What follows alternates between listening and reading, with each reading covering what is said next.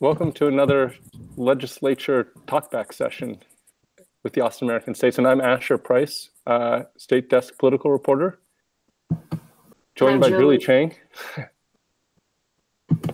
Yes, I'm Julie Chang. I am also a State Desk reporter covering education.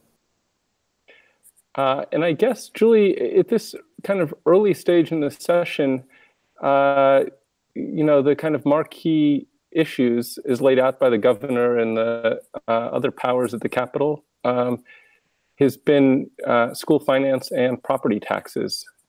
And what struck me this past week is that it seems like a lot of the action is actually, oddly enough, happening on the Democratic side of things, even though the legislature is controlled by Republicans. And you just wrote about that. What's that all about? Yeah, so it seems like the House Democrats are trying to sort of put their foot into the door before the big school finance piece is released. I think they want to set this tone for what they want and hope that some of their ideas are incorporated into the big legislative package. On the property tax side, it seems like Democrats are wanting to impact the homestead exemption instead of capping revenues for taxing units, so governmental entities who have taxing authority. So Democrats want to get at lowering property tax bills by lowering sort of the amount of home value that's taxed upon. So they're hoping to increase the homestead exemption from $25,000 to $50,000, and so that would give the average Texas homeowner probably about $300 savings annually if this were to happen.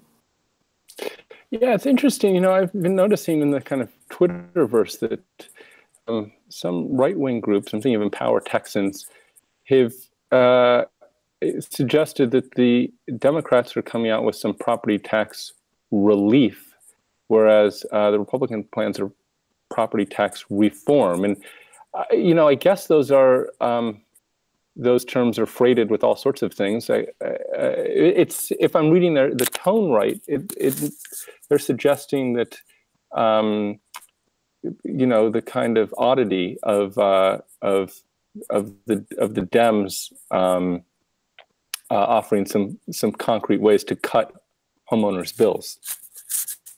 Yeah, and there definitely are distinctions in a lot of things that Democrats and Republicans do. But, I don't know how much nuance is in this discussion that needs to be paid closer attention to. But it seems like, they're taking two different types of paths in order to deliver what ultimately it seems like both Democrats and Republicans want is some sort of,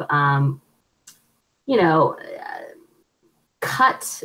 I would say relief, though. I would say relief to taxpayers on their property tax bills. I think Republicans want that, even if they want to call it reform. Yeah.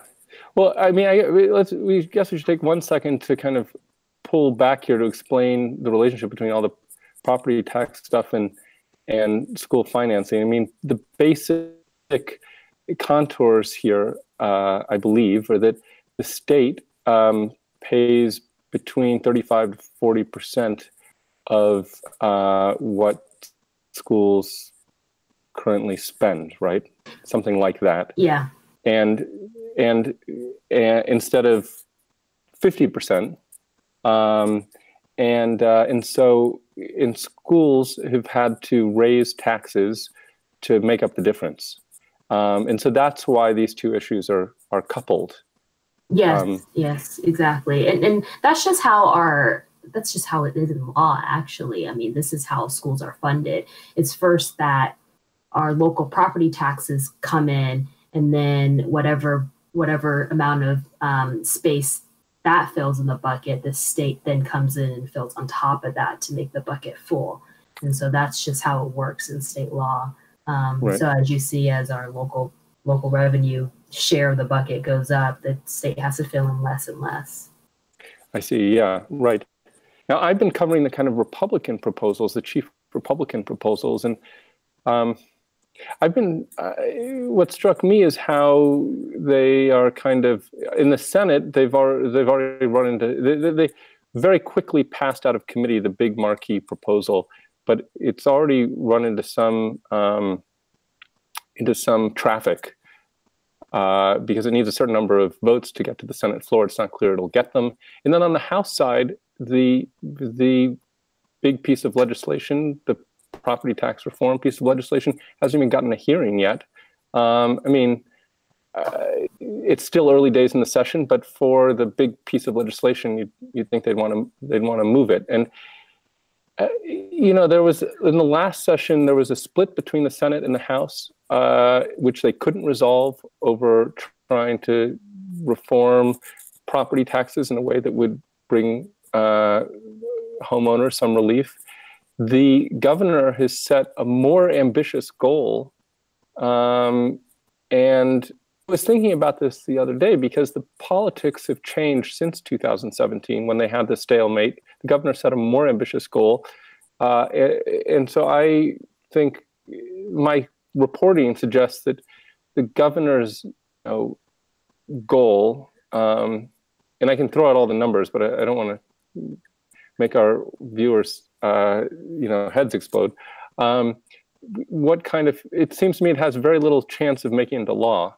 His goal, the number he set is a kind of property tax relief. And I was thinking about this, and I thought, why would the governor do that? And then I thought, well, maybe the governor wins just by virtue of setting his goal. And I was talking to a House Republican about this, Hugh Chang out of Temple, and he said there's a difference between perception and reality. There's the perception of what Texans, see in the news, what they read in the newspaper, what they hear on the radio, and the reality of what local officials have to deal with their local budgets, which is, again, a kind of collision between cutting property taxes and paying for things like police and fire. And the governor, when he sets out this goal at the beginning of the session, that gets a lot of play. And even if the legislature doesn't meet that goal, he sort of won the day politically just by having a big to-do about that. Right. I don't know. I'm thinking about reporting that out more, but that's what my the little reporting I've done suggests at this point. And when it comes to how schools would be impacted, it's a lot different than cities and counties, right? Because cities and counties aren't supported in a huge way by state revenue, by state dollars. The state doesn't have to come in and fill in any pot of money. And with schools, it does. So, I think a lot of the questions that exist still with the property tax bills that are, in the works here or in just sort of the idea land is that, schools will just be impacted a lot differently. We just don't know how schools will be impacted by a property tax bill yet until we see that school finance bill come through and we see what jargon calls runs for school districts, like how these bills would impact school districts. So just a lot of questions still exist, especially on the school district side.